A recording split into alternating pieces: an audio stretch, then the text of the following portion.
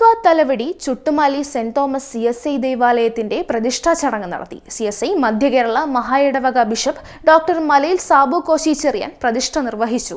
ചടങ്ങിനോടനുബന്ധിച്ച് ദേവാലയം കൈക്കാരൻ ജോർജ് തോമസിനെ പൊന്നാടയണിയിച്ച് ആദരിച്ചു.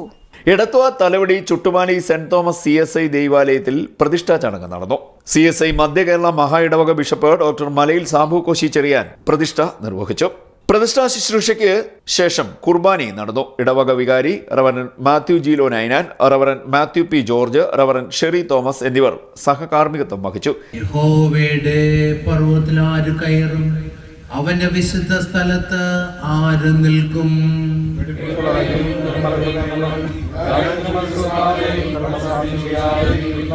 വാതിലുകളെ നിങ്ങളുടെ തലകളെ ഉയർത്തുവിൻ, പണ്ടേയുള്ള കഥകളെ ഉയർന്നിരിക്കുവിൻ. മഹത്വത്തിന്റെ രാജാവ് പ്രവേശിക്കട്ടെ.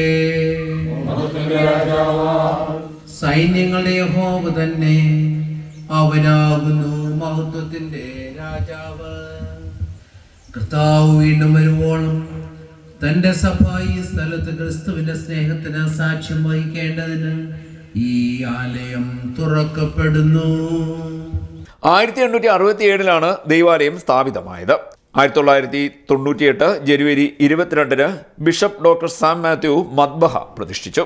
ചെക്കടക്കാട്, വാടക്കൽ, കോയിൽമുക്ക്, കുളങ്ങര എന്നിവിടങ്ങളിലെ മറ്റു ഉപസഭകളിൽ നിന്നും സുവിശേഷകരും വിശ്വാസികളും ചടങ്ങിൽ പങ്കെടുത്തു. മുൻ സുവിശേഷകരെ ബിഷപ്പ് ഡോക്ടർ മലയിൽ സാബു കോശിച്ചെറിയാൻ ആദരിച്ചു. റോയി ജോർജിന്റെ നേതൃത്വത്തിലുള്ള കൊയർ ഗാനങ്ങൾ ആരംഭിച്ചു.